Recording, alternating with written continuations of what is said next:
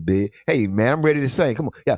Ain't no backwards thing. Hey y'all, This is Kiana. I am the one and only Mr. Edmond.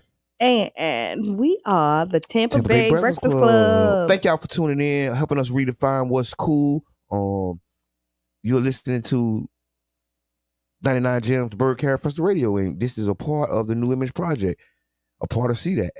See that? See that. Yes. Thank y'all for helping us redefine what's cool. Yes, and you know what? It's Wednesday. What's on your mind? It's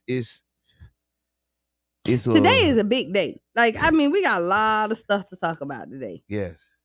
Right? Like a lot of stuff to talk about today. I mean, we are dealing with more tragedy in the community. Mm-hmm. We are back-to-back tragedies. Yeah, so I mean, I'm not even We're gonna sure. say the prayers to everyone who lost someone during this week. Yes. We don't want to report wrongly. Yes, no. And one of the main things with Tampa Bay Breakfast Club, we pride ourselves on making sure we got the facts before we run out and, start talking that talk. So right. So yeah, let's just really, really say, prayers to the families of, people who lost somebody. And, yeah. Yeah. And good morning, Sierra. Sierra, I don't think I've seen you in a couple of days. Have you seen Sierra? Yep, I was at. No, I'm talking about own. Well, let me say, yeah. I was at I want to say it right. She just did an event, a series of events, the Blue Lipstick event. Sierra, put the name of the event in the comments. I actually spoke. Yeah, I don't speak at events often. Big shouts out to Sierra. It's a heart thing. She doing her thing. Yeah, second vice president of Child Support Neighborhood Association. I love Sierra. I love her energy. Yes. You know what I mean? And thank you for the stars. We saw them. You started out swinging, Sierra. Sierra, she's a trendsetter. She kicked off our marathon.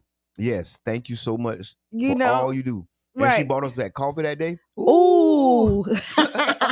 She gave us massages, which we haven't used, but we got to. Mm-hmm. So yeah. I don't even drink coffee no more. You need to. It's all natural, baby. I don't know. Yeah, we're gonna have to find you something else. Coffee is natural? No, coffee. I think it's the sugar that don't sit well with me. Mm-hmm. It gotta be. Or because coffee is cocaine cousin. Yeah, we already talked about that. I just want to get out the family. I just want to get out of the family. Leave me alone. You want to get out of the family. You don't want nothing to do with it. Leave me alone. You don't want nothing to do with it at all. It's too early in the morning. Look. That's hilarious. So who got tapped in? Right now we got Sierra. I see Sierra. I see 3 other people, but I can't always maneuver. Right. I can't always see everybody who's there. Good morning, Sharonda. Yes, big shouts out to the Davises. Tonight is the night we will be at 31 grand. For the free comedy show. If you're looking for laughs, listen, people just don't know the comedy show is so hilarious to me, right? Mm-hmm. The brothers and sisters, white guys, white gals that come up, they really be some talented people. And then sometimes it don't be talented people. And they be funny too. No, that's all a part of talent. If you can make me laugh. But I'm saying, some of them you can't. The jokes be so like I done been, and some of them you be like, oh okay. But that's the good thing about like open mic. But I'm gonna tell you, don't give up on your dreams yet. No, just because I didn't laugh. No, don't. Just keep on coming back and working on your craft, because eventually somebody will. That's real. That's me. I like it. No, but I love the whole concept. But there are there's some good comedians that come in and hit the stage that you probably would never hear from, or wouldn't even have this chance to explore what they want to do, or even do something part-time, because some of them don't want to leave their full-time job to go full-time comedy. But sometimes you got to. Quit that job. No, let me stop. We are pushing for you to be the best you. Okay. Yes. Whatever that looks like, whatever that version looks like. Whoever it look like. Right. So yes, so tonight you will I don't know if I'm coming tonight, but I'm gonna try my best to be out there. Also, Friday, More Eventful has a comedy show, Comedy Takeover. Yes. Big shouts out to More Eventful because we gotta salute our black businesses, y'all. Mm-hmm.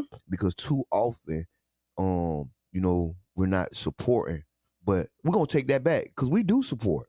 We do. I mean, we go hard. So I'm gonna say this: like the narrative is that black people don't support black businesses. Yes, right? And that is never been true. Right. And so even when I get callers or come in to do it, we do support it. We just support other people as well. No, and also it is a systematic oppression against our black businesses. Mm-hmm. They're not just closing down because they ain't doing business or because of this or that.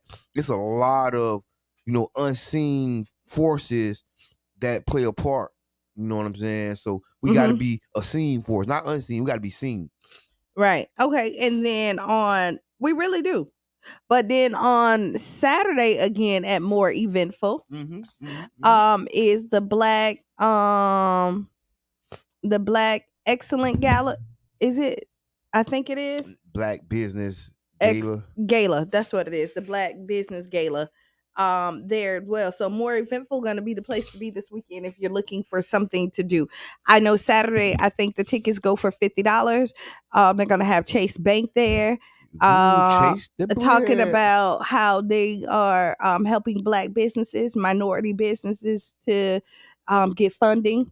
And some other great speakers. So if you're looking for something to do, that would be great. If you haven't already gotten your tickets for Saturday as well for the Brave Braids art show. Listen. April 15th at the Factory Fairgrounds from 5 to 7 p.m. Now, the VIP platform tickets are completely sold out. I'm not sure about the regular VIP tickets and the regular tickets, but make sure you hit them up, purchase them, bring your little girls out there and support this. I'm going to a pageant on Saturday, so I won't be in town. But y'all make sure y'all show up and show out for all these great events that's happening this weekend. I like the shirt, guy. Thank you. What up, though? What up, though? Y'all woke? Is we woke in here? Oh, we woke. All kinds of woke. Oh, yeah. Woke. Yes. Wake up, everybody. No one sleeping in bed? None. All right, then. Not us. Now John, I want to, Go ahead, go. Can I jump in? Yeah, do you? Like double dutch? Go. Oh, come on. Go. Go. Yes. So, don't you stumble. No, I've been listening on the way in, and the way y'all started with like the tragedy and all of the stuff that's going on, that's true, man. It's a lot of stuff that's going on. A lot of people dealing with a lot of things, and something hit close at home. Yeah, it's all hitting close to home, man. It's crazy. Yeah. I mean, when you connect it all hit close to home. And that was the healing space. That was really, I know we talked about it before, but that was the idea behind creating that space, a couple of weeks ago. Matter of fact, it was April 1st, was, partnering with Dr. Butler and her team and Dr. Brittany and, just the what they call it, healing justice warriors. Yes. You know what I'm saying? And just creating a space for people to come and just be together, man, and process some of this stuff that we dealing with. So yeah, find you somebody to talk to, y'all, because it's heavy out here. It really is. Your mental is very, very important, and we are now paying more attention to it. Yeah, but we still, people be like, "Oh, you're just having a bad day." People are at their breaking points. I mean, you have to think of where the climate is at this point. Right. People can't afford to live here. Yeah. Yeah, that was on my list. $500,000 house across the street from C&J. Right. So we no longer live in the hood because you never lived in the hood where $500,000 house is. Like there's multiple $500,000 houses popping up in your neighborhood, where this was neighborhoods that nobody wanted to live in before. But one thing I will tell you about it. Well, I'm finna nobody else. But let me say this: we don't subscribe. We always was good. We was good. I'm finna tell you one thing we do is make everything beautiful. That's right. Anything that they don't want, they give us, and we turn it. We really turn straw into gold. Yeah. You know we really do. And then we show the value of places where people don't. You know, like even the beaches. When we was pushed out to the beach, and nobody wanted it, we saw the beauty in it, and then they came and like, oh, this is what you could do here. No, y'all gotta go. Yeah. We got a guest coming, right? We do. So yeah. I mean, I think this is a good like way to really to transition this conversation into to around power, not permission, right? Mm-hmm. You know what I'm saying? Because it was even the idea of us being able to be pushed out and to be moved around like that. You know, I've been reading, and the month of Ramadan, you catch up on your reading and all of that. And I was looking at the scripture where it talks about how man was made out of dust, right? Mm-hmm. And I remember hearing an interpretation of that, where if you think about what dust is, dust is a particle of matter that was once a part of a larger thing, right? Mm-hmm. And when you look at what you do with dust, you just move dust however you want to move it. Right. You know what I'm saying? Like if you sweep it up in a pile, you sweep it over. Like dust has no power to resist you. You know what I'm saying? Right. And so when we talk about a man being made out of dust, you can look at black people like, like we dust, because they just move us. Like when they get tired of us being by the beach, they just say, okay, we want y'all to go over here. Yeah. And when they get tired of us being, on high ground, they say, okay, we want y'all to just go over here. Right. And so how do we get ourselves out of a state of perpetual permission and get into power where we can really control our own destiny and control our own fate? Is I want to say this. You just produced a thought. So dust, right? Mm-hmm. So as I was thinking, you was thinking about the dust on the table. I was thinking about like moon dust. Okay. Like dust from the stars, dust from the Milky Way. That's right. That ain't being so easily pushed around. Come on, right? Let's build. And then that's what I'm talking about, my brother.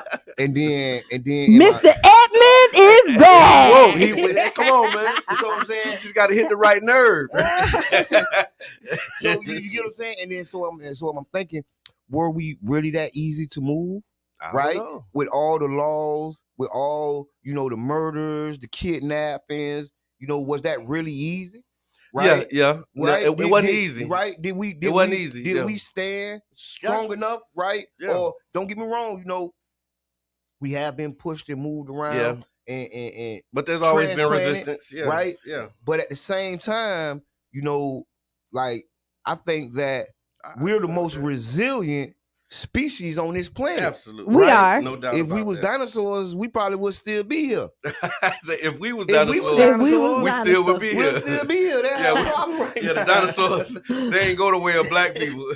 They've been trying to do us like the dinosaurs for a long time. But we still here, baby. Oh no, we're not going nowhere. We're not going nowhere. And I'm excited that we're going to have somebody who's been a part of the struggle for a very long time that's going to be here and living Black history. You know what I'm saying? Mm-hmm. Like we have a living Black history icon that's going to be coming. And I mean, like really just respecting and saluting that. Because like once you get into this game, I call it that, right? But it's whatever you make it, right?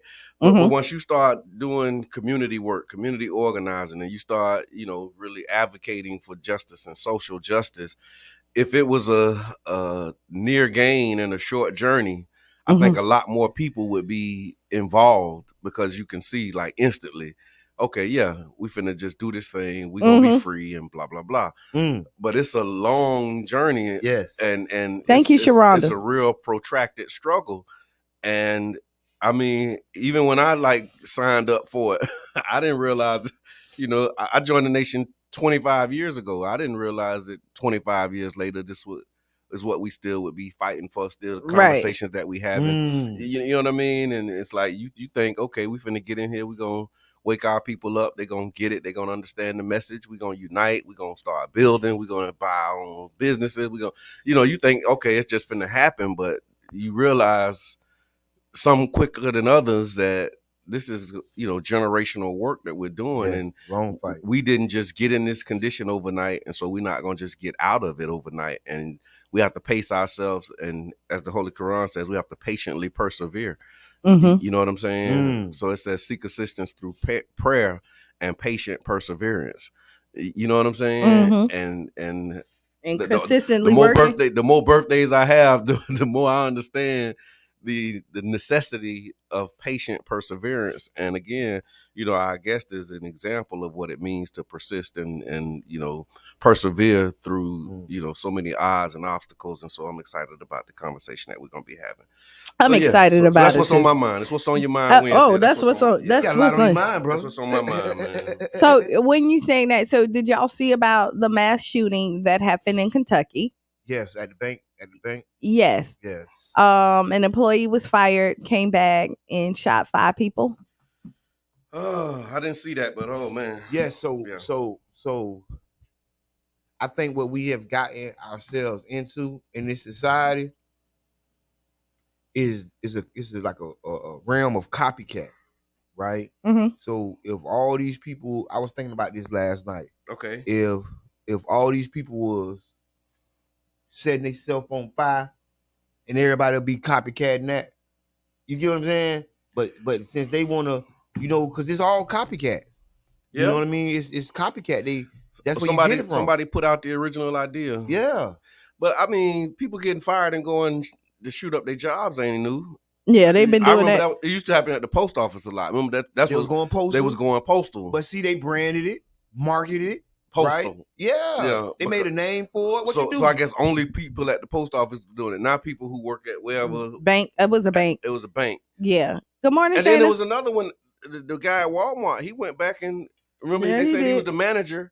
And during the meeting, he just opened fire on people. Yeah, he did. That was like a year ago. Yeah, right. It's workplace, violence and all of this stuff. Workplaces are very stressful. You gotta be careful how you talk to people. Talk to your coworkers. You don't even know what your coworkers be going through. You got to be careful with who you talking to. You have to be careful with your actions. Like even like road rage and things like that. Crazy. Like it's really crazy because again, people are dealing with so much at this point. Like I can't. Listen, life is stressful. It is. And then people don't know how to deal with stress. And people do not know how to deal with stress. Obviously not. People are cutting coffee out there. Listen, no, because then you start, because you be on this journey, right? I'm finna tell you. What you talking about? People with coffee? No, I'm just saying. I just cut out coffee. But I'm just saying. Look, don't. No, I'm just saying. Not you. But no, I see people going on these journeys to like better themselves or do different stuff. And they should. But sometimes you seeing that it's the negative effect. This is true. Of them cutting stuff out of there. Not talking about Mr. Edmond. I'm just talking about in general. So right? So go keep going. So I done heard so this you go. I know somebody who has been an advocate weed smoker. Okay. Right? They cut it out. They are super mean now. Okay, I heard that. You know what I mean? Like life is not the same. I heard that. They was always mean. You just ain't know because they was hot. This is why I'm like, this was this. You see this? That's this the is real them. Now, it makes them nicer and be culpable. Hello, caller. Introduce yourself. What's on your mind? It's what's on your mind, Wiz. Joyful Morning Breakfast Club. This is Sierra Clark. What's going on? Joyful everything. Thank you, beautiful beings. So what's on my mind? So I'm inclined to believe that we're being bred to react this way. It's not time to really deal with what's going on in the workplace environment, at work environment, and also the environment that is literally being created for us. There's no time to process. And when we're unable to process, then we just react because you're not giving us time to process as mothers, fathers, like all these different roles, all of them need to be processed on different levels. And life is just go, go, go. We're not allowed to slow down to be, to exist in this moment. We just got to rush. So I feel like we're being bred to be this way, and it's not. And then they just deal with us, but not really dealing with the big problem that you creating these stressful environments. You are doing these things that take away and don't give anything back. And now, when you lose a job, it's postal. Now, losing a job is everything now because you made the world run off of needing the dollar, not off of us being able to come together. And when you take that from somebody already, when the dollar is already in the crisis, it's an easy way to react that way. I So love that's all that. I'm I saying. love that Thank perspective. Thank you. Thank you for sharing that perspective. Mm-hmm. And it is interesting when you talk about reacting. I remember, so when I was in high school, I got caught on campus doing something I shouldn't have be doing. Okay. And as a result of that, I had to go to these classes. Okay. And in the classes, one of the classes I took I think I was like 16, 17. It was Brother John was bad. No, I wasn't never bad. I just made bad decisions. Okay, I like it. I was always a good person. But the the class was, I think it was rational emotive behavioral therapy. I took that at rational thinking. Rational emotive behavioral therapy, REBT. I took that when I was like 17 years old. And one of the things that I learned in that class was the difference between reacting and responding. And that was what they was pushing, and they had like an acronym. I forget what it was. It was like BEAST. I forget what that stands for, but it gave you a way to do what Sierra just said, like a way to process, and examine situations, and a way to step back to make sure that you're not reacting to the situation, but you're actually responding to it. And I think that's what we see a lot of times too with these crises. Like if you would have taken time to really think through how you were going to respond to being fired, instead of just reacting and like, yo, you know what I'm going to do? I'm going to, like how you work yourself up, and because you can't just like calmly, coolly, go in and shoot people who you used to work with. Like you have to work yourself up into like, you know what? This is what I'm going to do. And you probably tell them too. It's probably, but it was a buildup. Like it was definitely people be hurt. Yeah. People do be hurt because just think about it, you get fired. You wasn't expecting to get fired, and then you got to go home and tell your family, and then you're living paycheck to paycheck. Yeah. Right, so this pay you're and then you might be behind because at this point you don't have a livable wage. So let me say this: let's not rationalize crazy. No, no matter what you going through, that don't mean go get the strap, go back. It to does work not, and but it just speaks to like some people's mindset. But I understand that, but all your problems don't disappear because you whacked all the people at the job. No, but that's not what I was saying. But when you look at where I'm not giving anybody a pass.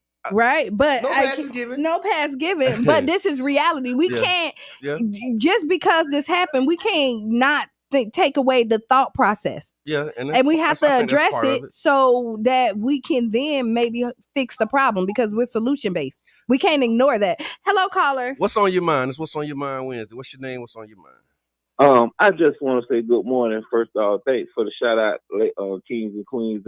Right on. Good morning. I just wanted to piggyback off what Brother John said. Hey, brother, I fed you on them classes, bro, because I failed them classes too, man. I think it's called EH or SLD. Oh, he done put you in a whole nother class. I wasn't in that class. Yeah. The yellow bus come. The short one? Yeah. You wrote the short one? You get the right answer, get a cupcake. The shortest bus they got. No, I wasn't in that class. This was extracurricular. I went to this. I got dropped off to this after schools. I thought I had a classmate. No, sir. Man, I done saw the wrong place, man. Oh, Lord, y'all ain't. Oh, but I was cool with everybody in that class, though. So yeah, so you ain't have no choice. We ain't never come out of class. We've been there every day. Yeah, all day. I remember. Eat lunch in the class, everything, man. We was our own. That's what we used to call it. The Issa kids. Yeah. Yeah, you was in the Issa classes. All right, hey, this ain't no syndicated radio station. I don't need to know everybody knowing my business now. Okay. Oh yeah, yes, all right. Well, listen. That's what's on your mind, man. At Hey, my name Woodrow. But It's Woodrow Dust calling in. Woodrow, oh, you don't want nobody to know who you is now. Yeah, it's Woodrow. This is Damian Davis. No, that ain't up there Damian like Davis. Granny That's Woodrow Panties. That man is who he say he is. And if you say he Woodrow, that's Woodrow. Well, meet Woodrow tonight at 31 grand. No, Damian gonna be there. Woodrow called Damian's in. gonna be there. Oh, okay. I'm Don't just close. You gotta keep up. You gotta keep up. Come on. Whoever's gonna be there tonight, meet him at 31 grand. Yeah. All right. Hey, I have my helmet on. Where yours at? All right. I got mine. Looking ready for a bike ride. Hilarious. Another thing too, just on that, I think with people's jobs, your identity becomes so linked to your job that it's hard to. Oh wait, Damian, I'm hanging up. It's hard. I think it's hard for some people to see life after a job sometime because their identity, when they say I am a postal worker or I am, or whatever, you know what I'm saying? Good morning, peace and blessings. And so I think they subscribe to their jobs, and then their jobs become their identity. It does. You know what I'm saying? So you say, I am, the head chief cook and bottle washer, or I am, you know what I mean? So wait, hold on. Mr. Edmond is fixing up. We take a break at 8:00 for 7 minutes that we can do all of this. And I'm excited too. I'm excited as he is. I am too. But we got 9 minutes, and then we're gonna be able to come and do all of this. So maybe we have them get comfortable. Y'all get comfortable and have take the seat again. We got it. The people gotta see us. Yeah, the people. Y'all have no idea. Like how big this is. Yeah. I'm telling you. I mean, this is for everybody. Because this is what happened. People don't. So we done changed the subject, but here we go. The excitement, and when you see greatness in front of you, and this is how I look at our team. Right? We look at the greatness and the work that we do right now, and then we downplay what we do, right? Because this is our purpose in life to help our people, right? And then we work hard at it, but then when we see somebody else that is really about it, and you know what? Not only is the person is coming in like a leader for our community and like did stuff, it's for the world. We have somebody that the world. Yeah, international, baby. The world, Craig. International, man. And here's the thing for me, right? It's like what you said, living your life on purpose. And so we just had this debate. We was debating abortion on city council. Okay. So we had a resolution to affirm women's right to health care and abortion, and I was sharing my position on abortion, and I'm like pro-life and pro-choice, right? And they like, well, how can you be both? It's like, because I don't believe in pleasure without responsibility, right? Remember we've had this conversation. I think me and you on the same. I think all three of us on the same page. But that wouldn't hinder. Or that wouldn't get in the way of whatever a woman decided to do. But if I had my way, I would prefer that the child be born. And this is why. Because this is, again, personal belief. I believe that every child that's born is born to solve a problem that's a human problem, right? And so, like, all of us are here for a reason. We all here for a purpose. But what happens, the sad tragedy is a lot of people never find what their purpose is, and we just be doing stuff. Right. And so when you have people who have identified what their purpose in life is, they find it and they live it. It comes with so much struggle. It comes with so much sacrifice. Like it don't mean, okay, now I found my purpose. Life is going to be great. Like the struggle that come with finding your purpose and trying to solve problems of humanity is such an honorable thing. And when we have people in our midst, like our guest who's coming on, who's committed his life to solving a problem, like it's just so unimaginable to me. Like and the problem that he's solving, like he ain't just trying to, figure out a Rubik's Cube. Like we trying to figure out Black liberation and how we going to be free as a people, like totally. And he not just talking about it. Like and the commitment. He did 5 years for us. Yeah, we're gonna get into but I mean, just the idea that somebody would be willing to, as Jesus, like, we talk about Jesus, they say he died for our sins.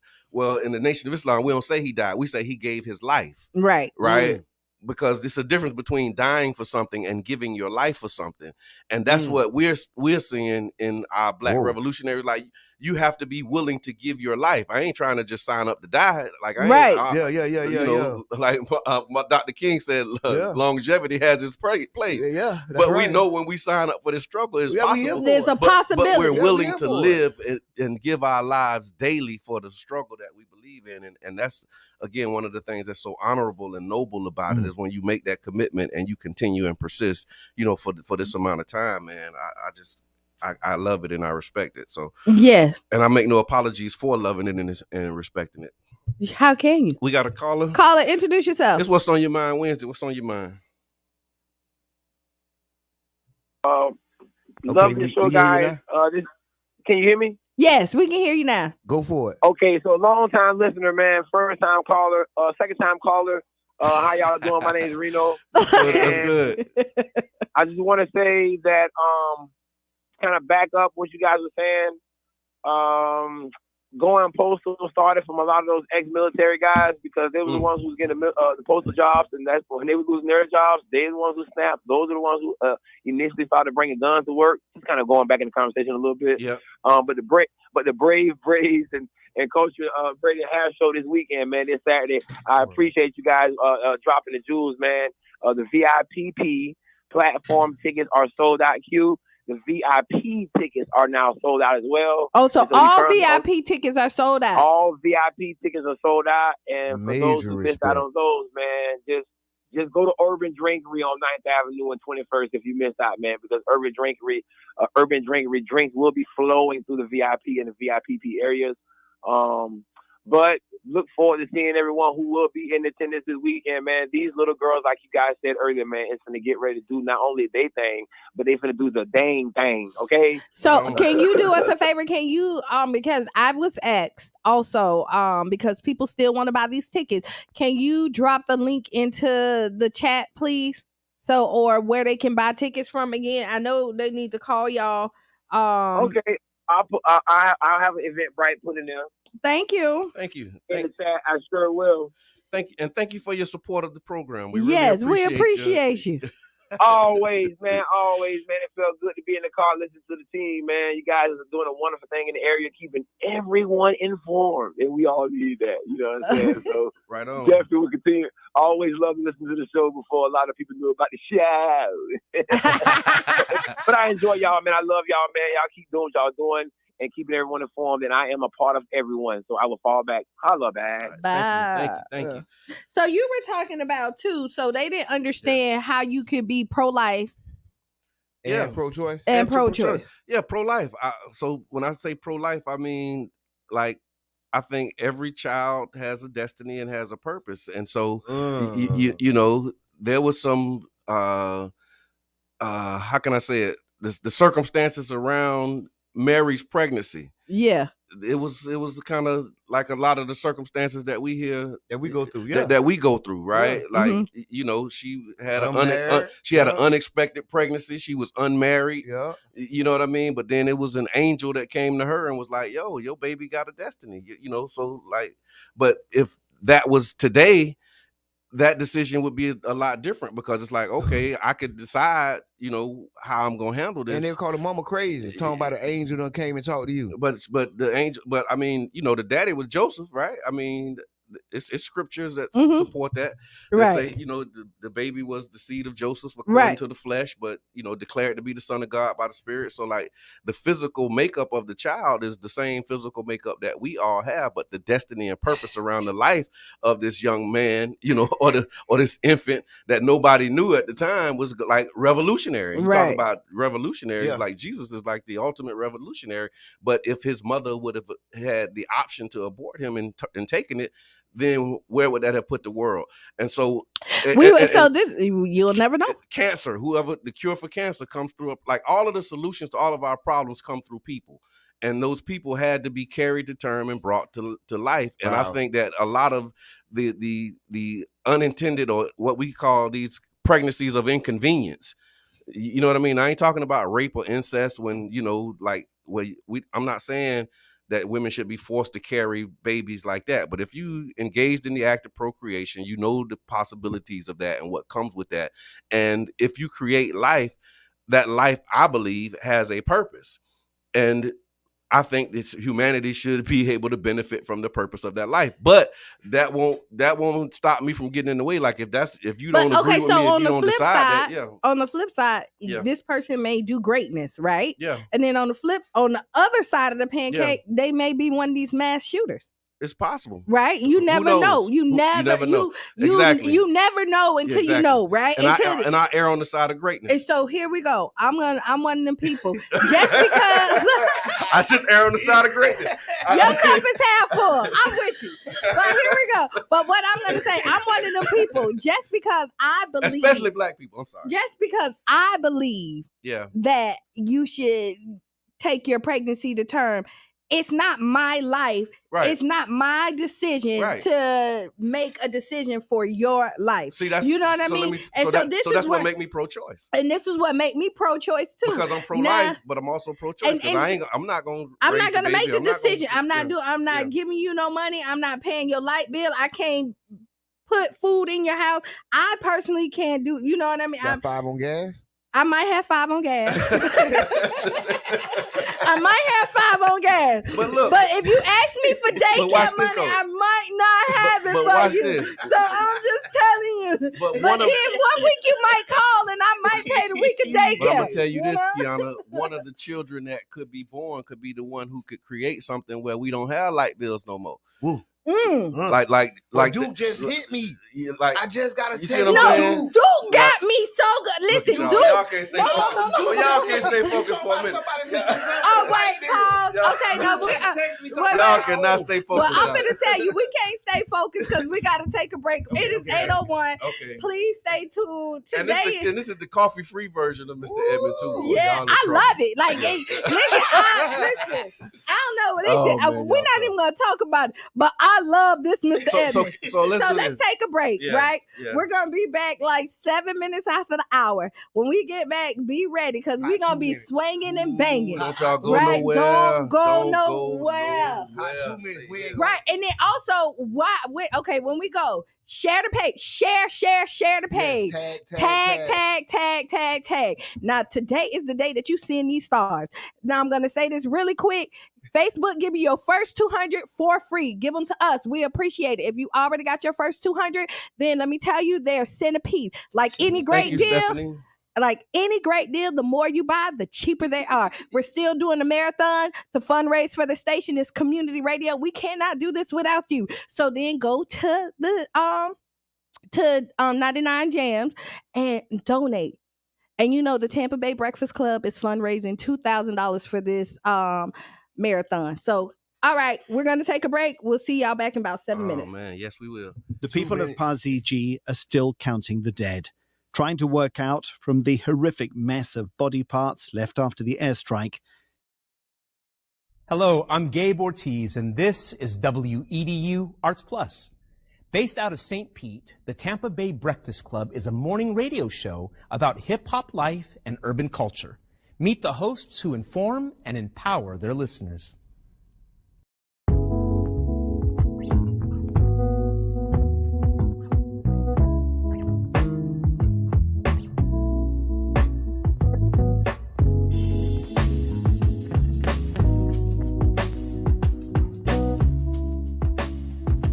I'm Jabbar Edmond. I go by Mr. Edmond. My role, I'm a host and I'm co-founder. My name is Brother John Muhammad, Your Brother John, YourBrotherJohn.com. And my role on the Tampa Bay Breakfast Club is host or co-host. I just go by Kiana. Sometimes you may hear the guys call me Q. I may say Q just depending on my personality that day. And I'm the female of the crew. All right, I think I keep balance when you look at the Tampa Bay Breakfast Club. So that's my role. And I'm Bruce Moore Jr. A lot of people do know Bruce Moore Jr., obviously being born and raised here and going to school here, but there's many more people that know Reno. St. Peter's small. And so the good things and bad things that come with a small city, you know, everybody knowing each other, of course, would be one of the pluses. My neighbors were not only just my neighbors, they became my family. Trying to put that back now, like really getting back to a place where we know our neighbors and we look out for each other. There was a St. Pete that existed, you know, south of Central, and then there was another St. Pete that existed north of Central and downtown. It was a struggle then, and I think it's still, you know, somewhat a struggle for black people in the city of St. Pete. Even with every step of progress we make, it's still a struggle to, implement that progress. Did y'all hear about the weed college, the first cannabis college in Orlando? Talk to us, Soprano. Yeah, I've been looking at it. This is serious, y'all. Over a year ago. If you got the charges, go and get the degrees, King. You got years of experience, man. It ain't like you come into a classroom with no data. Elon Musk said that a drug dealer knows how to manage and run a business better. I can't believe that. The real facts, man. I'm all about education. But what I'm saying is that we carry this industry on our backs. The way we started the Tampa Bay Breakfast Club, Jabbar approached me about what could we do, how can we do something together, and then an opportunity to promote Amendment 4. Amendment 4 is the, voting rights restoration to returning citizens. We were able to negotiate a deal where we got like 30 minutes on the radio, got 99 jams to talk about, Amendment 4 and other local, policies.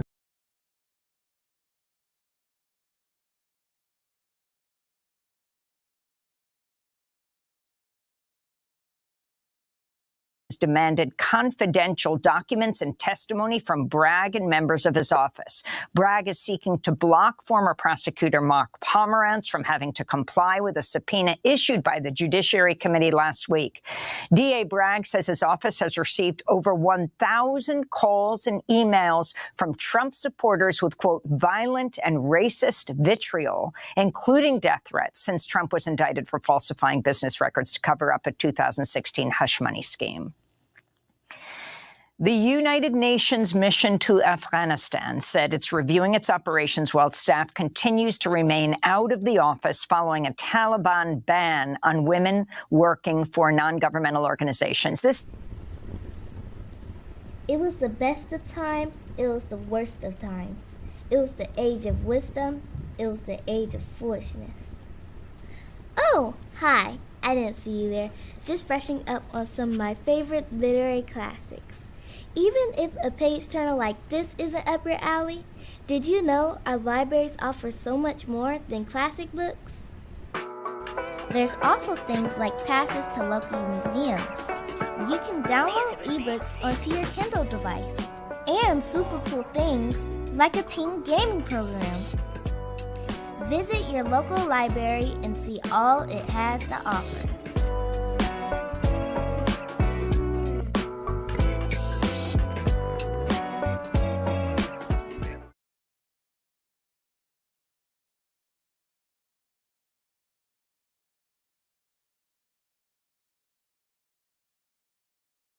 Of Ramadan.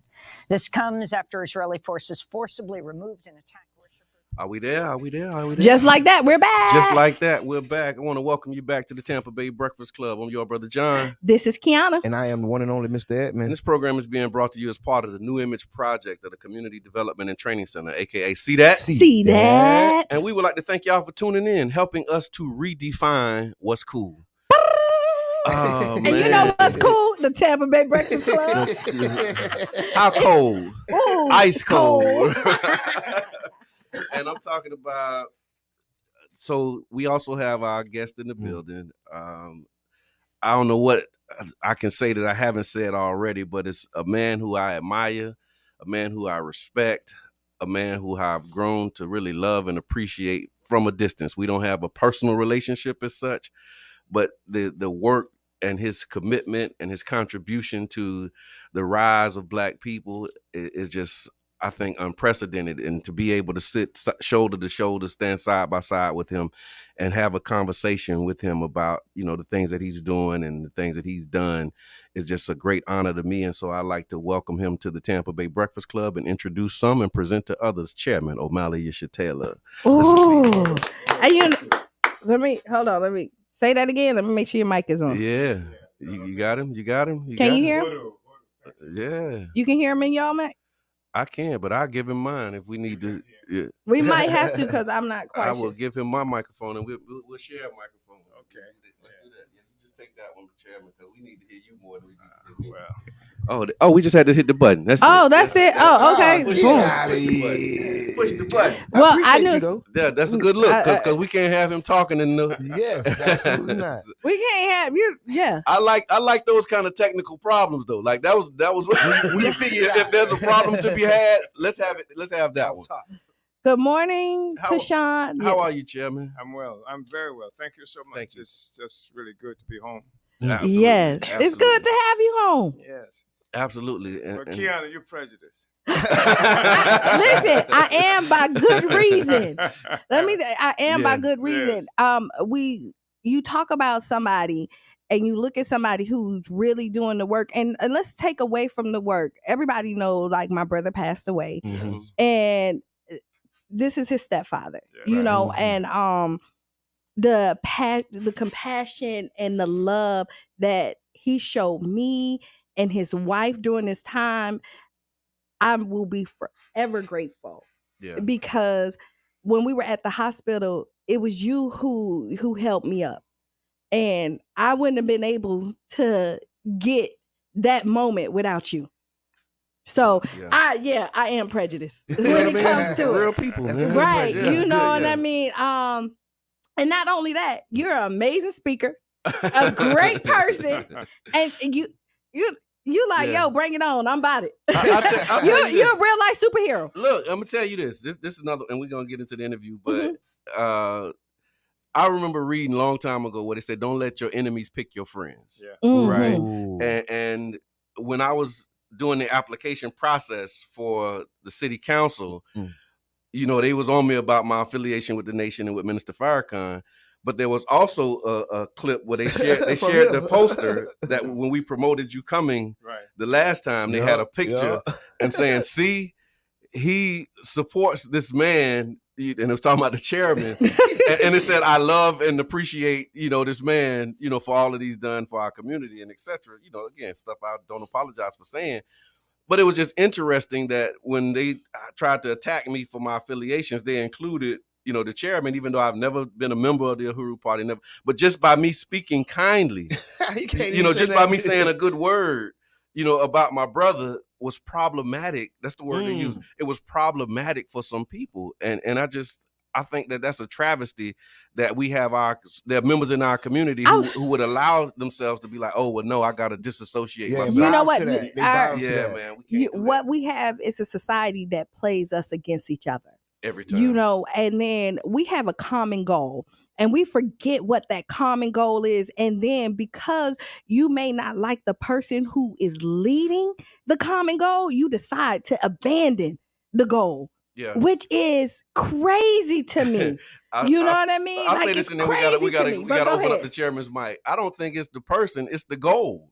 They got a problem with the goal. And once you start moving closer to that goal, whoever's leading is gonna have problems with them. And so that I would just that's how you would say add that. So Chairman, go ahead. What brings you home, man? Well, first of all, I just want to really appreciate this discussion, and I was listening to the other discussions you were having.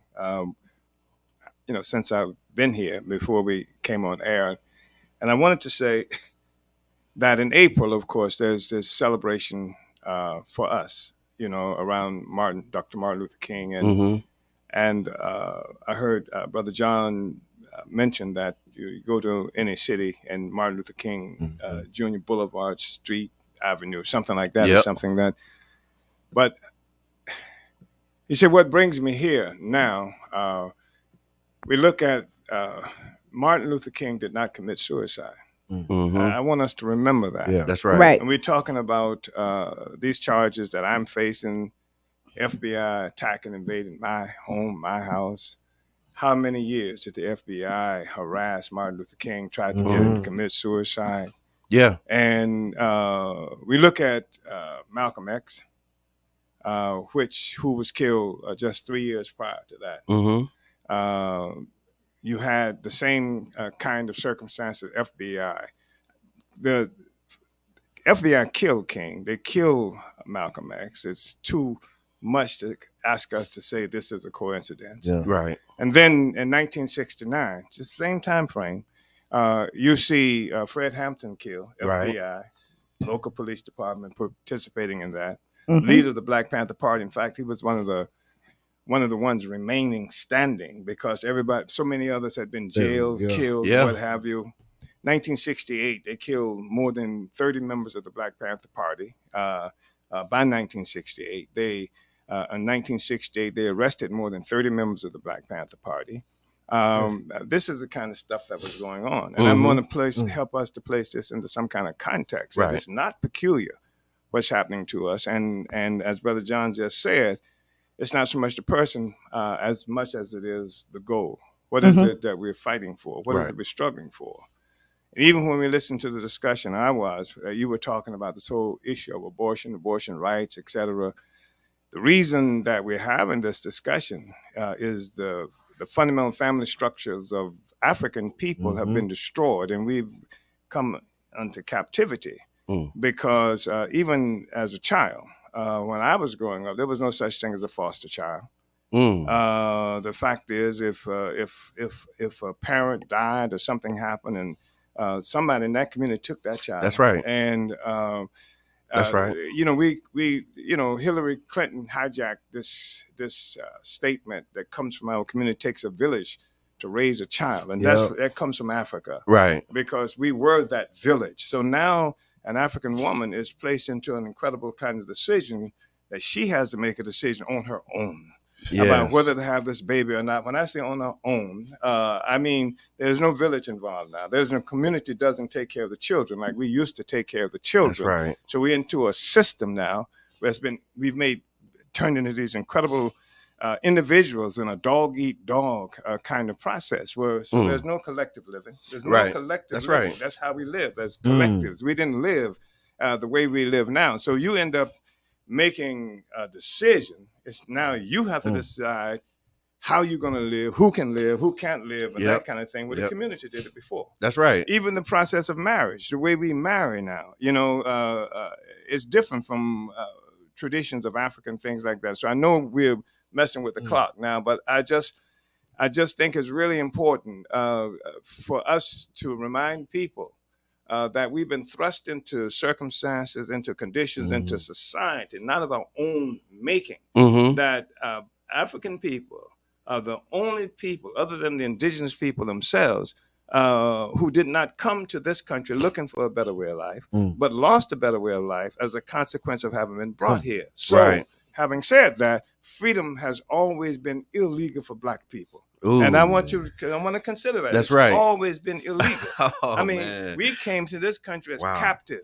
They'd like to talk about America being a so-called nation of immigrants. No, America is not even a nation. It's a prison of nations, and that Africans are captives and not some kind of immigrants. We didn't immigrate here. We were brought here at gunpoint. Yeah. And since that time, we've been trying to figure out how to get in a better situation. And some of us, like Nat Turner, they killed 31 was it? Yeah. Yes. Well, Nat Turner rose up and led people to try to break out of this situation, and they captured him and they put him on trial. They put Nat Turner on trial. He's an enslaved person. He breaks from slavery, and they put him on trial for trying to be free. Anybody who tried to be free broke the law. Wow, and that's right. That's the situation that we've been confronted with historically. I just think it's really important to contextualize that, because we can have this discussion. That's true. Within the framework that's been established for us, even in terms of how we see the world, right? Et cetera. And speaking of how we see the world, and we're gonna get into a lot of the things. I wanted to get your take on. So I'll start here. I'm trying to pace myself and hold myself down here. But when we see what's going on with like China, Russia, and Iran, and that's been some news that has been heavy cycle, and I'd like to get your take on what are we witnessing or what are we seeing when we see China, Russia, and Iran band together? Well, first of all, I want to say that in 1979, when the Iranian Revolution occurred. And this is after 1953-54. The CIA overthrew the legal elected head of state.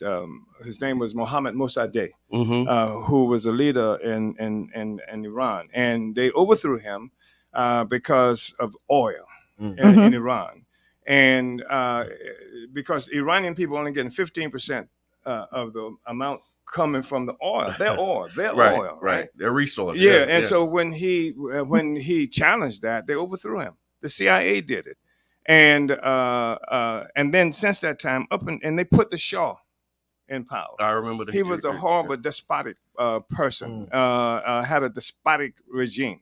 The Savak was the intelligence organization they had. So Iranians would come here to the United States. They go to school, and the objective going back, taking the technology, whatever it is that they got here, back to Iran. But the Savak was so terroristic that the people couldn't even speak out against the Shah in the United States. So they literally had demonstrations. They would put paper bags over their heads. And we participated in those demonstrations with the Iranians. Okay. 1979, the Iranians overtook that, they had overthrown the Shah. And they, in 1979 is when they invaded the embassy in Tehran, the U.S. embassy. They called it a nest of spies. And when that happened in this country, University of Florida, I was in Gainesville, organizing in Gainesville, Florida. These intelligent white students, they were having rallies in the night, going with chant, "Sand niggers, go home. Sand niggers, go home. Send the Klan to Iran." They were trying to do Muhammad Ali there. Yeah, right? Send the Klan to Iran, not the Marines, the Klan. This is a real testimony. And then sand niggers go home. Wow. And so the origin even of their thought process in terms of how to talk about another people that they hated, had its basis in treatment of black people in this country. Right. So we had all of this stuff. They were actually hurting throughout the United States. People who wore turbans, they thought Iranians, they didn't know Iranians were Persians. They thought they were Arabs. And so they were killing and attacking Iranians. So we organized in Gainesville, Florida, to come out in support of the Iranian people. And we came under attack. We were physically attacked. I mean, mobs of white people chanting, "America, America." We did a demonstration. They attacked us on 2 different occasions. But we came out in solidarity with the Iranian people because they were oppressed. And they were being killed here, and there's nowhere in the world that you can think that somebody is going, "Sand niggas go home," and not know they're talking about you too, right? So we had to intervene. But anyway, Iran achieved its freedom, and then they had the situation. You talk about Russia and China. Many people have us fighting against racism. Frankly, I don't care what white people think about us. I'm not trying to make white people like me. It's a diversion. The question is power. Because if you have power, it doesn't matter. The only reason you care if white people like you or not, because they got the power to hurt you, and you got no power to do nothing. I said it this way: we're asking for permission instead of power. Yeah, exactly. Yeah, exactly. So anyway, the world is changing. It's been under a colonial mode of production now for 600 years ago, when Portugal attacked Africa, began this process of enslaving us and dispersing us all around the world, created a whole new economy. There was never before then a world economy. The world economy that hooked the whole world together into a single economy. Not that people didn't trade with each other, but there was not a single economy until we got attacked. Africa is central to the whole development of what we now call the capitalist system and all of that. That's how it got started. And then what has happened since that time is you've seen forces like China, Russia, who's trying to break out of this arrangement that has been imposed on the world. And so China has been extraordinary. I mean, I remember Malcolm X used to say how they used to have this saying, "You don't stand a Chinaman's chance." Nobody don't say that anymore. That's right. But you didn't see Chinese walking down the street nowhere saying, "We shall overcome, hands up, don't shoot." The Chinese fought for power. Right. And so it's clear the Chinese got more power than most of us, right? Russia is another entity that became independent, not through slavery, didn't achieve development through slavery like England, like France, like the white people who came and stole this land, right? Russia became independent through revolution. China became independent through revolution, united China through revolution, and they set their own terms for how they were going to relate to this country and to the world. And so now Russia is breaking up the party. China is breaking up the party. And so they're intruding on all these spaces that the white man, if you will, had determined. I'm talking about the colonizer. The colonizer had determined was its space. And so where's the oil going to go now? Where are the resources going to go now? The trillions of dollars that come from Africa. You've split Africa up. You got us calling ourselves African Americans and Afro-Americans. You got Black Brits. You got Afro Swedes. You got all of these people scattered all around the world, lost our identity. We leave Africa and we don't exist anymore as Africans. We became all these other hybrids and things like that. And so that's problematic. So the world is changing. People are fighting for their own resources. China is the fundamental thing. China is in Africa, the fastest growing economy in Africa. I'm not bragging about that in terms of Africa. I'm saying what it's done, though, is intruded into the spaces, economic spaces that the United States and Europe had determined was their space. They were the ones who were going to get all these resources. And the same thing is true with Russia. Here you have them. Russia now is dealing with Syria. Russia now is dealing in the Middle East, where the United States and England and France and all of these. And what that's done, though, is even disrupted the relationship between the United States and Europe. Here you got Macron, right, who is saying that we got to break free from this. What the United States is saying how we should treat various other forces in the world. So anyway, it's a whole mix-up now, and everybody's fighting for their space, and everybody is concluding that the United States is not the beast that it used to be in terms of being able to control everything, and that's why they're attacking St. Peter. I said it comes home, and that was like one of them pitches where like talking about Iran, China, and Russia, and that relationship and how they're changing the power dynamics.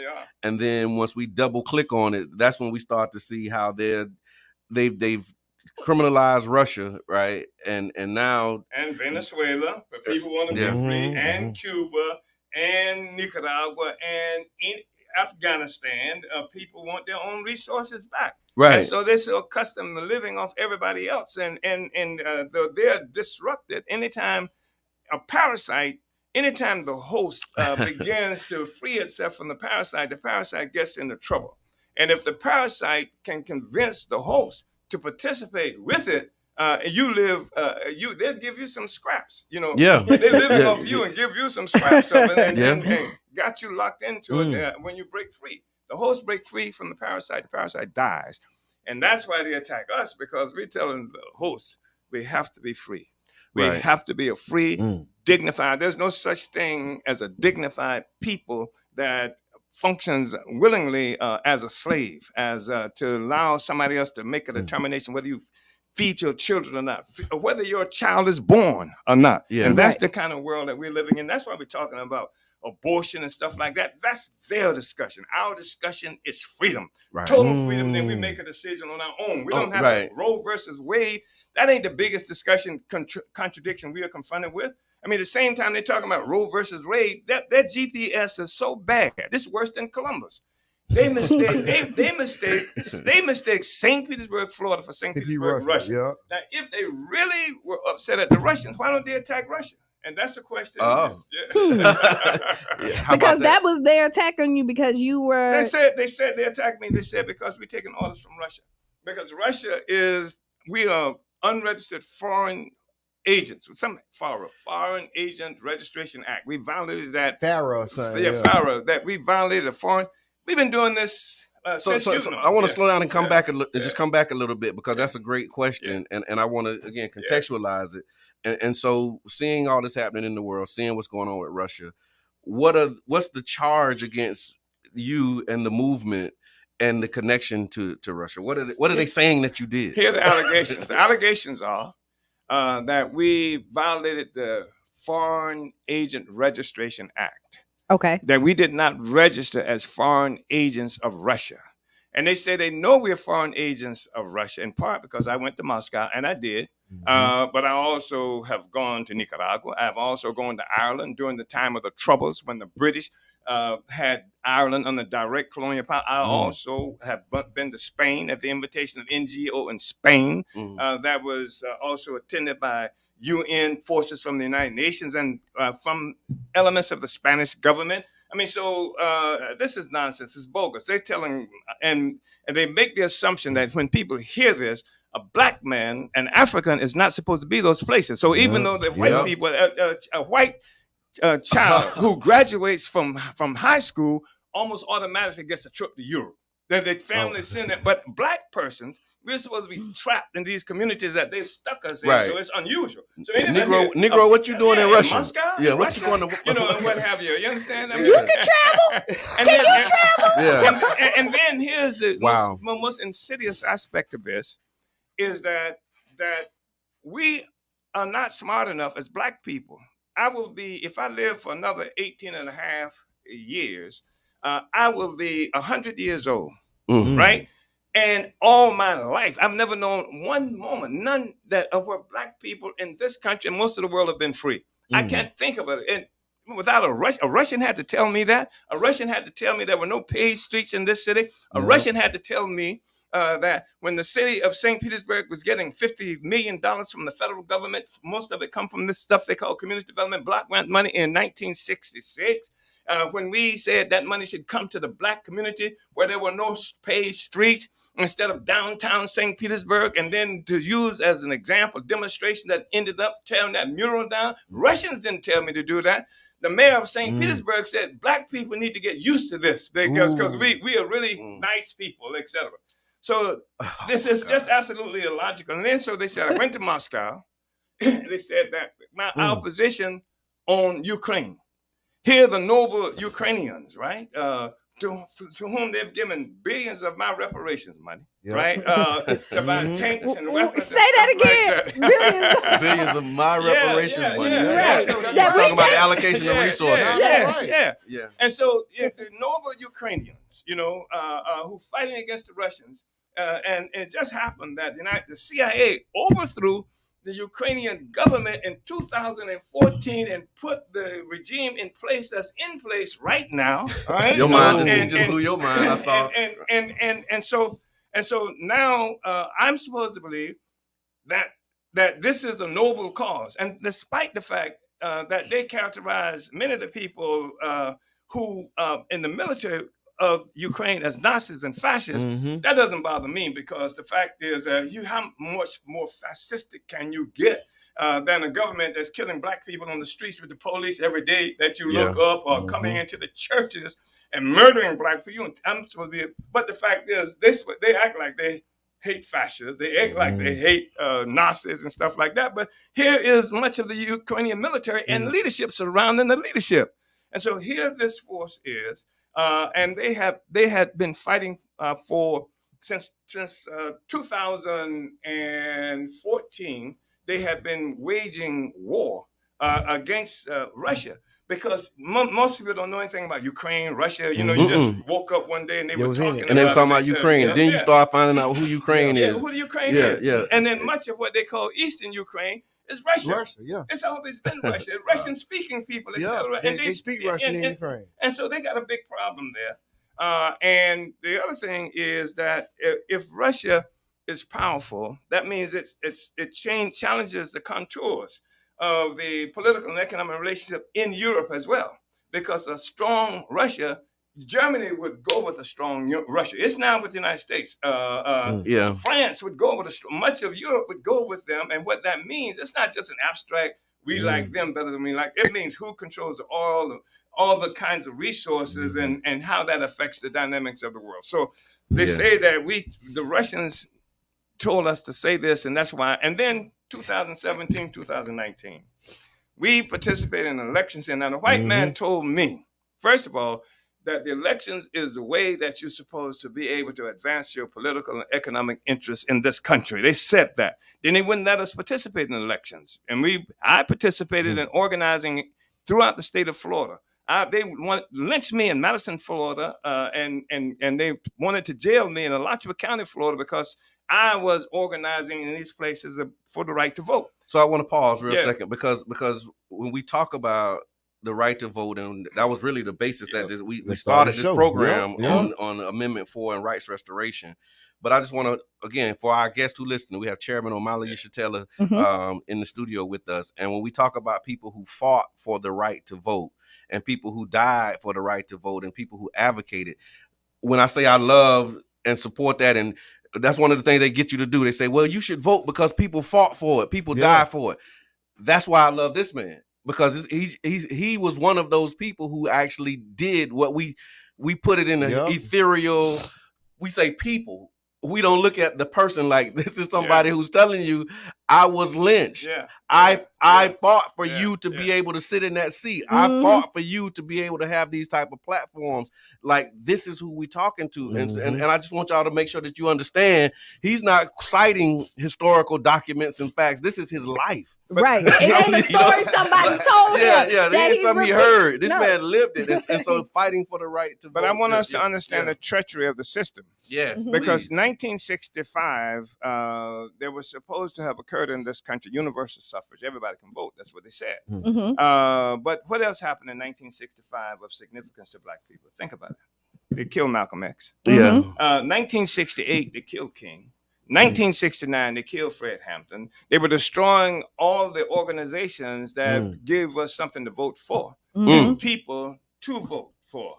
Our programs. And you had, Malcolm X said, he talked about a program of Black nationalism. Black people should control the economy of our communities, the politics of our community, the politicians in our community.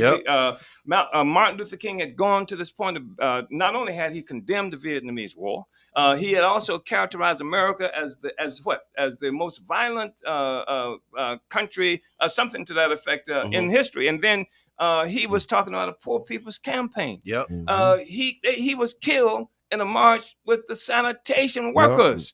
And the same sanitation workers that when they killed him, the sanitation movement gravitated here. I pulled a mural down in 1966. They put me in jail. I'm out on bond from prison. I'm out on bond on prison. I come here to this country, back to this city. I'm out for 4 days on bond.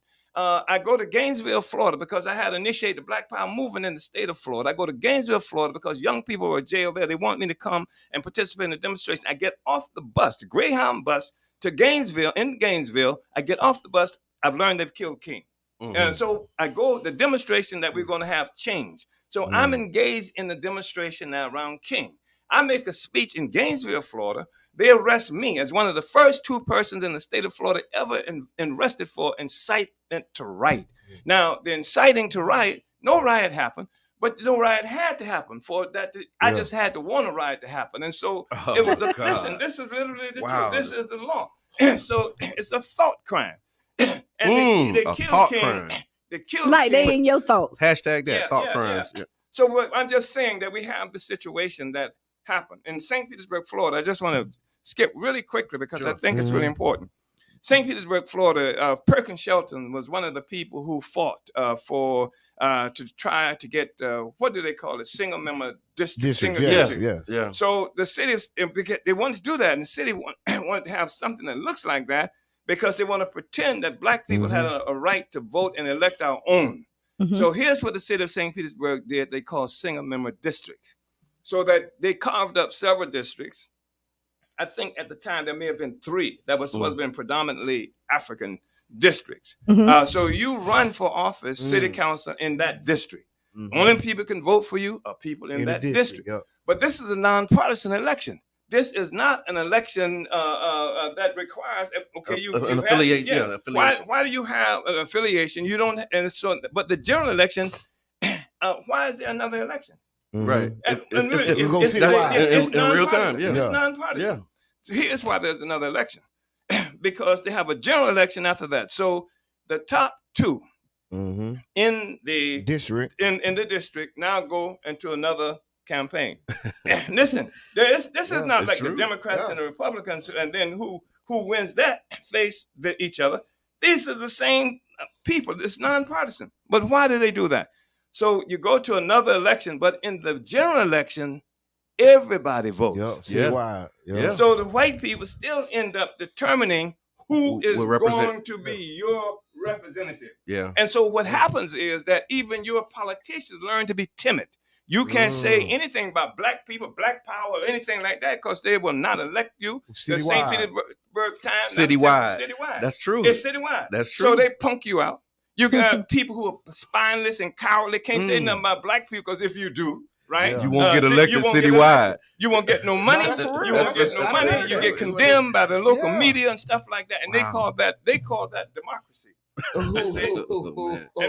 And we fall into that whole category. So that's why your politicians, they don't and so they track these forces into these processes. And that's why you had Negroes in this city who, after they attacked us, one who had run for office and said, I knew that something must have happened when they said that Russians bought us, because they acted really strange after somebody ran for office. Just in 2017.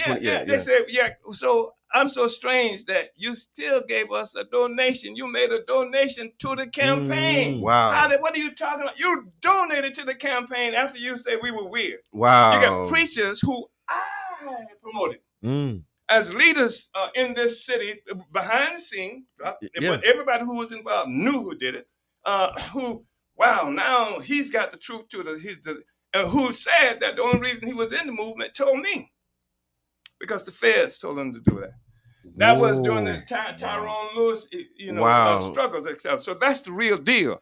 So he was an infiltrator. I'm open to any discussion with anybody around what I'm saying. Now, I'm inferring, but I'm not saying exactly who it was. They know who it was. Yeah. So if you want to talk, you got to sit at the table. And so where are we now? Just in the process. And I'm sorry, y'all. I know y'all had questions. No. The election though was really important here because we ran campaigns, incredible campaigns in 2017, 2000. Yeah. Chile, Kenya. We put the first campaign, the first time in the history of this country where reparations was on the ballot was in St. Petersburg, Florida. Yes, Our St. Petersburg, Florida did that. We ran a white guy for mayor here who had to fight the two Ricks, Rick Baker, Rick Chrysler, and we call him Big Rick and Little Rick.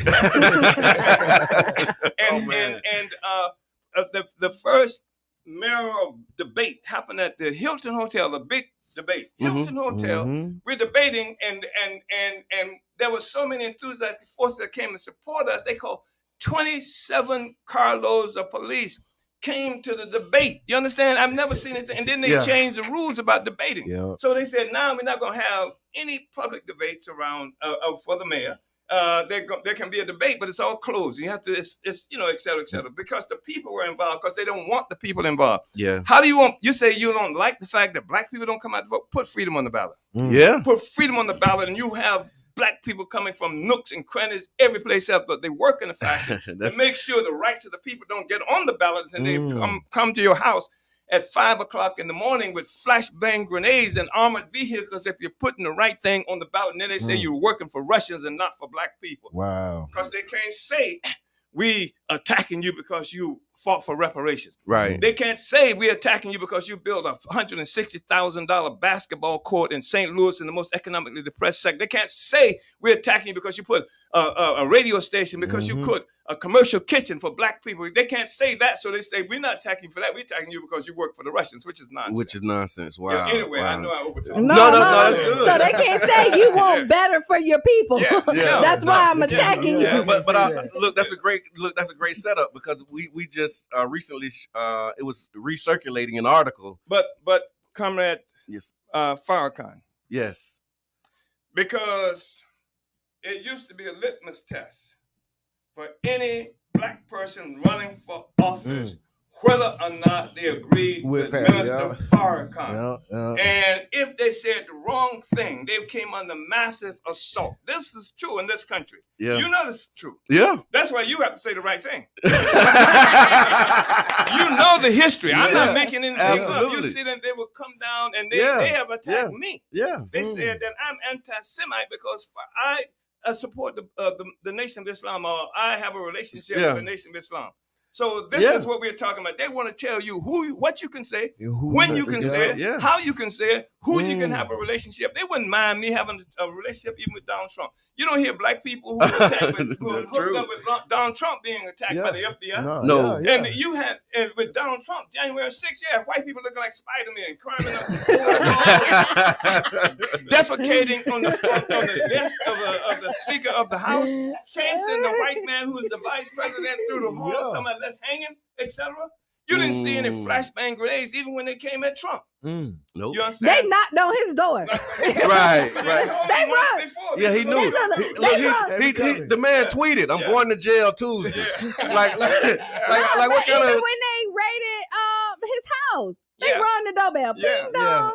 Yeah, we here to come get them documents. Yeah. Come on. Will you let us in, please? But black people don't get that courtesy. No. But this is what you said when we talked about what they can't say and what they won't say. It was an article that was being recirculated. It came out in 2016. And it was a quote from John Eilertman, who was the assistant of domestic affairs under President Nixon. He said, "You know what this is about? This war on drugs is what it's really about." Well, the Nixon campaign in 1968 and the Nixon White House after that had two enemies, the anti-war left and black people. Yeah. You know what I'm saying? Yeah. Look, they talk about us saying, you know what I'm saying? But he said, you understand what I'm saying? Yeah. He said, we knew we couldn't make it illegal to be either against the war or black. Yeah. But by getting the public to associate the hippies with marijuana and the blacks with heroin and then criminalizing both heavily, we could disrupt those communities. We could arrest their leaders, raid their homes, break up their meetings, and vilify them night after night on the evening news. Who is that from? This is from John Ehrlichman. He was like he was the assistant to the president for domestic affairs under Richard Nixon. He said, "Did we know we were lying about drugs? Of course we did." This is their admission. Yeah. So listen. So do you think you got to send that to me? Okay, absolutely. So do you think they're going to change their playbook? Man, is the question. We have to change ours. That's right. My issue. There we go. Because they're not, and that's why they're attacking me. Because I'm saying we got to change ours. And the thing is, it's all right if you want people to like you. That's okay. I mean, marriages wouldn't happen if somebody if you didn't want somebody to like you. That's right. That's true. But the thing is, what are you wedding yourself to? Right. And the thing is that we have to win our freedom. You cannot be seduced by somebody who's making all of these nice speeches. I mean, Joe Biden got down on one knee with a kente cloth on his shoulder. Black Lives Matter. This is the man who created the 1984 bill. 94 bill, and Clinton ran off that 100,000 policemen. Yeah. The cop that killed Tyrone Lewis was put in the streets by Biden and his plan. And so he's on one knee talking about Black Lives Matter. Well, how easy is it to say that? He won't say Black Power matters unless they redefine what power is. You understand? And they'll do that too, right? Yeah, they'll do that. Yeah. So the thing is that we have to change our playbook. 1969, the same year they killed Fred Hampton. 1969, the FBI declared that the Black Panther Party was the greatest threat to the internal security of this country. The Black Panther Party was about the freedom and happiness of black people. That's what it was for. They were not gangsters. They were people who were working for our freedom, etc. And they made a contest with these gangsters who are in our communities who are killing us even right now. This is the thing that I appreciate having an opportunity to have this discussion with you, because this is our people have to begin to see the world through our own eyes and stop looking at the world through the eyes of our oppressors. And with the time that we have left, Chairman, and it just goes so fast. We should have had them come in at 7. I think so. That's from the very beginning. Yeah. But I want to talk about just the case and also the campaign and just how can you be supported and how can the movement be supported and where are we in the process? After the charge, the indictments, there's time that has lapsed now since was it July 29th? July 29th. Since the raids. And so where are we in the process and what can the community do to really support so the what movement? to do? And I want to say, we talk about July 29th. You know what happened on July 2nd here? No. A guy pulled up in the parking lot. I do remember. I do remember, yeah. With a military flame, can you say a military grade flamethrower in your trunk? Come on. In your car trunk. And then I remember that. Burn, red, black, and green flag that was hanging there. But you can go to Hands Off Uhuru, HANDS off. uhuru.org, and you can connect with the campaign that we're waging now, because we're not calling it just a defense, we're calling it a counter offensive. You know, so we using this case that they're making against us to do what we're doing right now. Black people have to know the truth. They've given us a very high profile. Yes, sir. We have to use this profile to tell the truth, because that's right. One thing they cannot tolerate. They can't handle the truth. That's Jack Nicholson. You can't handle the truth. You can't handle the truth. They cannot Not handle at all. That's true. They can't handle the truth. And it's like vampires, parasite. Put the light on them and make them see. And this whole notion of who I am, I didn't need a Russian to make me who I am. And I think we have to. So go to Black Power. Go to handsoffuhuru.org. 1, 2. We are having somebody has put it in the chat. I'm gonna pin it. Okay, yeah. And we're having a meeting on Thursday at 7 o'clock at Uhuru House, 1245 18th Avenue South. At that meeting, we're going to do much more than what we can do here. We're going to show you videos. We're going to show you what we're doing, what we have been doing, why we are under attack, and what have you. And also the fact that the CIA has had me on the hit list since 2015. We'll show that. You know, we have the evidence of all of this kind of stuff. And we want people to know what's been going on, what we've been doing, and what St. Petersburg sent me out into the world. If something happened in Russia, St. Pete sent me there. Black people here. Everything I've done in Africa, Caribbean, throughout Europe, and other parts of the United States, it came as the basis of the struggles that started right here in St. Petersburg, Florida. So we want to bring that, let people see. And because that's the biggest weapon that we have. Let me show you what we have done. Let me show you the 52 economic institutions that for Black people that we've created. Let me show you the Black Power Blueprint. Let me show you the program that we have. We purchased a place where we're creating, we've already bought the place, working on the place, where we created a Huru Bakery Cafe, where we're hiring brothers and sisters coming out of the prisons, where we bought already a fourplex and renovated it. So when they come out of prison, they'll have a place to stay while they're involved in a program that we have teaching them culinary arts and how to run businesses. Come and see what we've done. Right. And then you'll understand why they're attacking us. And this whole thing about Russia becomes less mysterious. And the thing you're doing with mothers, I remember you said the morning you that, got that, the doula. The doula program. I mean, and you know, here, and that's crucial. That's crucial. When our babies die in the you hospital. Know, and this back to what we were talking about already. When I came in, we were talking about abortions and stuff like that. People can't afford to have babies and can't have safe babies and stuff like that. And they say, niggas, do it anyway. You understand? Under these circumstances. So in St. Louis, there are enough Black babies that die in the first year of life to fill 15 kindergarten classes every year. And they would attack us because we are changing that. That's the issue. Because the stronger we get, the more we negate the power of colonialism. And that's what it is. And then here, when you say we're changing that, I think it's important for us to understand how you're doing it. Because when we say changing it, you're not changing it by marching. You're not changing it by protesting. You're not changing it by running for office. No. You have a program in place where you're training mothers and training teams to be able to support, to provide that. You're changing it with action. With action, with practice. And part of it is it's a comprehensive program.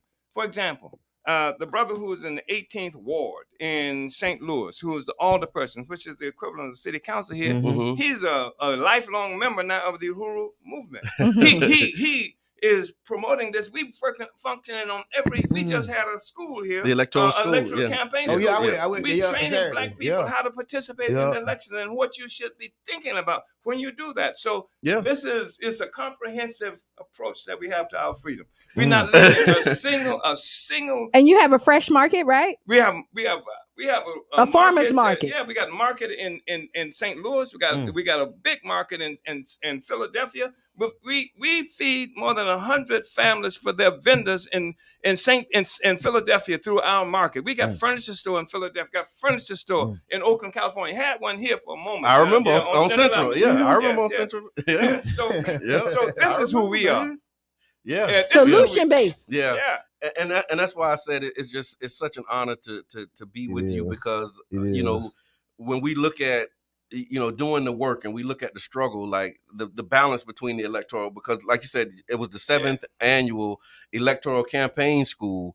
And y'all know my story. Like I had no interest in electoral politics at all because I didn't see the connection to the struggle. And I think it's a lot of our people who are revolutionary, but they don't see the role or the part that electoral politics. And this is another one of the things that you offer, because they talk about the right to vote and how we should be engaged, and everybody's organizing to see how we can get Black people engaged. Like you having a school, an electoral campaign school for those who are looking to run for office, and also how you can actually, do it and engage in the process. And you're attacked for John, it. is you have, whether you were immediately associated with it or not, or whether you were immediately conscious of it or not, you have the history of the Nation of Islam. Yes, sir. When they said you can vote now, they have destroyed all your organizations and leaders that you could vote for. Right. That's right. So who is your organization now? The Democratic Party becomes your organization. Right. The Democratic Party is not a revolutionary organization. Never has been, never will be, etc. I got you. So you have to have an independent capacity that's connected more to your people than to their party. Right. And although it's supposed to be nonpartisan here, know the Democratic Party is the dominant force in the city of St. Petersburg. Yeah. And that's an underlying kind of thing. So if you hadn't been with the Nation of Islam, if you hadn't had the advantage of the Huru movement talking Black power, fighting for Black people, that kind of legacy, then you just be a Democrat. Right. That's the truth. Thank you for that. Because it's true. I mean, because I didn't go to the schools. I didn't and it was just something about it.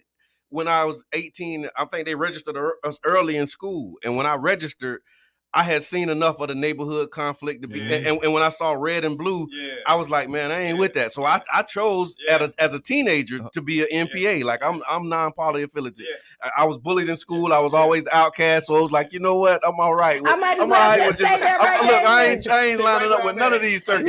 I'm just gonna make my decision based upon the information I have. Look, I done lived this long in the middle. I'll just stay there. But St. Pete has a remarkable Black people in this city. Yeah. Are remarkable. I've worked all over the world. I've worked in South Africa. I've worked in West Africa. I've worked in the Caribbean. I've worked throughout Europe, literally. But this Black community, this Black community is heroic because this Black community will fight. And they know it. That's why they had to destroy much of our community, pushing us out. This is even before about this massive displacement that they call gentrification, Sending everybody to Riverview. Yeah. That's part of it. They shooting the Black community out of here because this community has always fought, and I've seen it, and they've seen it too. So you're right, and I mean, talking about that, and it's just kind of simple, is that you paint the picture, you give people what you think they want. Like, oh, you could get the big house with the, and send you to Riverview when St. Pete right here is prime real estate. It is prime real. If you own a house, you own property. Don't get rid of it here in St. Pete. That's all I'm gonna say. Say it again. Look, we got a lot of comments. So Shayna, and they say, bring you back. We're gonna do this real quick. Yeah, we got to bring you back whenever you're in town. Whenever you're here. So Shayna said, I've always been MPA, even in daily life and dealing with people. I love Shayna. Also, Hands Off Uhuru put the link in there. You can follow them on Facebook as well. Thank you, Dan, for tuning in. I see the stars. And the stars. Follow the chairman, Omali Yesaitela. And it looks like we're 3 minutes. So, Chairman, do you have any final thoughts? Like if it was one thing that you let me say finally, quickly, 3 minutes. Yes. For more information, you can contact Akili and Nai at Hands Off Uhuru Campaign. That's 813. Can I say that? Yes. 813-468-1820. That's 813-468-1820. Thursday at 7. Please come to the Uhuru House, 1245 18th Avenue South. And they've already attacked it, so you don't have to be scared. Oh my God! And multiple times too. Multiple times. Yeah, 96. 96. And still we stand. And still we stand. Come on, man. And also on Friday, we are doing an event at University of South Florida, St. Pete campus. What time is that? 5. Oh, look, you know everything. and that's important because they're using that anti-Semitic trope against us. And so the students, some white students, have attempted to block that, and it'd be good if black people were there because they act a little differently when black people are there. Okay. Yeah, you know, we changed the room when we walk in. But that's what I wanted to say, and I want to just express so my appreciation for being able to be here, and also for you, brothers and sister, you know, for holding the fort down. You know, I mean, you make it all worthwhile. I mean, you said all of this stuff. But it wouldn't mean anything if you weren't here, and I mean that literally. It wouldn't mean anything because I'm having the ability to have this discussion right now because you're here. Yes, and, sir. And hopefully I had something to do with that. So thank you so much. Of course you did. Absolutely. Another question, and this guy, like, as Mr. Edmond would say, on topic but off topic. Who's your tailor? Because you always like. You got your own style. Like I mean, you always ready, man. Kiana, like, tell him who dresses me. I'm talking about you stay ready. No. I'm trying to get. No, you know, stay ready, man. You know how like I wake up like this. But I mean, it just speaks to culture. Yeah, you know what I mean, and just the way you present and the way you. Well, you know that's really you important. Always represent. To answer your question, my wife dresses me, but the other thing I wanted to say is that you know, we've seen these bogus people who are supposed to be acting like the black working class. This is the middle class pretending to be the working class, and they put on these big old coveralls and shoes untied and clumping around their shoulders. That ain't what black workers do you know? Oh, you want to see what the black working class is? Come to any church on Sunday morning. That's right. And see black. That's right. That's when we go to when the people hang out in these joints and stuff. Right. Yes. The baddest style you want to see, and I've heard that black people are responsible for at least 70% of what they call fashions in this country.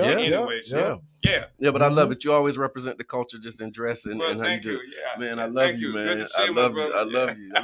It's 9 o'clock. It is. It's 9 o'clock. We So gotta go. up next, we got the legendary Sister Hughes. Lose your shoes. Y'all already know what our final thoughts are. All of ours, really, right? Yeah. So this has been Kiana. I am the one and only Mr. Edmond. And I'm your brother John. This is Tampa Bay Breakfast Club. Believe and do good. We out. All right. Yeah. WUJM, St. Petersburg. 99 Gems. The Berg. It's tax time again. Save big on tax